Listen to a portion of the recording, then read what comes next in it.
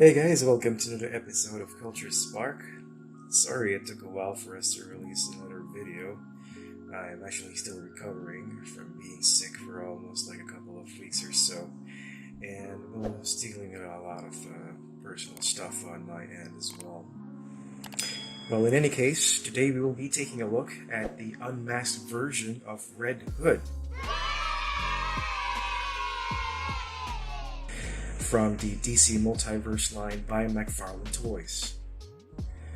Now, to be quite honest, I actually have mixed emotions about this figure, and I have a bone to pick with it, which we'll get to later on.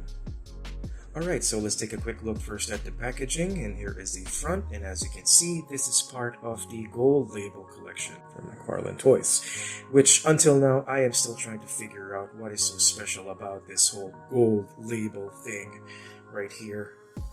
Now, to my understanding, and correct me if I'm wrong here, but I think the figures in the gold label collection are the ones with the alternate head sculpts, additional accessories, recolored versions of the same figure itself. I've seen, read, and heard a lot of collectors ranting about this as to why McFarlane Toys didn't just include these additional accessories to be part of the regular releases. Yeah, it's a pretty nasty move if you ask me, but you know, it's still a business by the end of the day, and who are we to complain? We still buy these toys, all different versions of it anyway. Alright, now, before we get to the beef on this figure, let me just run through the packaging here. So there's just a side, and your obligatory photo shot on the back. Okay, so let's crack this guy open so we can take a closer look at him, shall we? And there he is, the unmasked version of Red Hood. Now, I guess some of you by now have already noticed the obvious sticking out on this figure. Red Hood is actually one of my favorite characters from DC, and I was completely bummed out I wasn't able to score the regular masked version together with Nightwing as part of the 2-pack box set previously released by McFarlane Toys.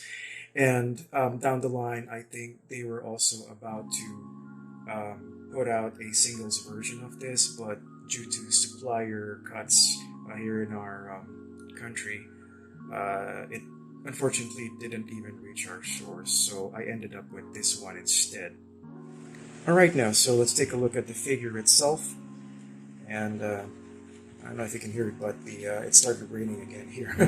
In any case, so here he is up close, and that is a nice head sculpt right there. He looks like Jason Todd. And if you have like the regular masked version, I think you can swap heads with this. It's pretty much the same, I believe, same sculpt with the regular release. Articulated in the elbows.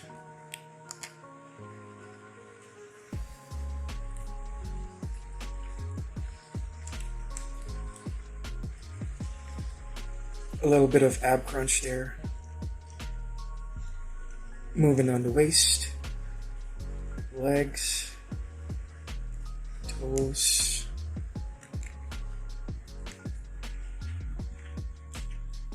knees, a bit of ankle pivot. Well, enough with the articulation. I just want to get to the good part and get this out of my system. And he's missing handguns. Why, McFarlane? Why? Come on, man. You previously released a Thomas Wayne action figure, an unmasked version, and you included a sword with it, but you left the handguns with that guy. Why do you have to do it so bad with my boy right here? Sure, he still has those trigger finger hands, but come on! Those handguns, those are like, you know, part of Red Hood's arsenal. Not Red Hood without those handguns with it. And what do we get instead? Replacing those handguns are these two god-awful looking swords. Mine even came in warped from the packaging.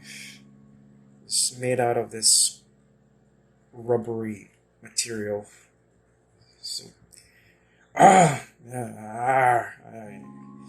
so frustrating. And okay, so they look medieval, based on the sculpts, and from what I've read, these are called the All Blades, or a pair of mystical blades made out of copper designed to kill magic-based threats. Yeah, whatever. And I guess the only good takeaway accessory from this figure is this crowbar right here, which is a perfect homage to the Jason Todd character, as this was the thing that was used on him by the Joker before he became the Red Hood. So if you have any, don't have any idea on that one, go read about it. Okay, so here is the accessory test. I'm gonna try to put this in his hand. I'm gonna try to make him hold this silly looking swords. And oh god, it's a snug fit right there. And these hilts, they're like, it's really hard to put them on actually. You have to just force it like that. That sucks. I mean, these hands, they're supposed to hold handguns, not these silly looking swords, for Christ's sake. But yeah, that's how it looks. Final thoughts on this? Well, it could have been better. I mean, it could have been better if McFarlane Toys just left the handguns with this guy. Just like the previously released Unmasked Thomas Wayne Batman.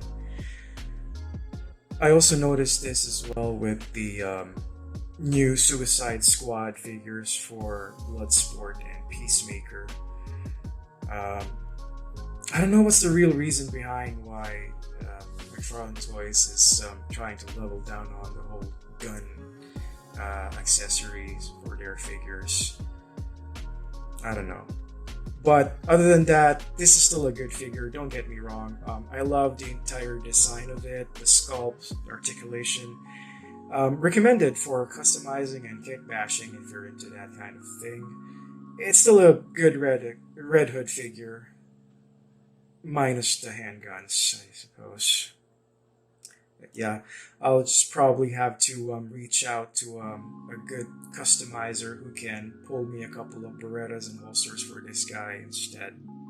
So there you have it. Unmasked Red Hood by McFarlane Toys.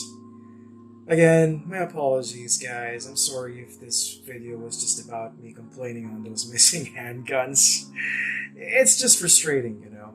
I mean, some of y'all would probably agree with me on this one.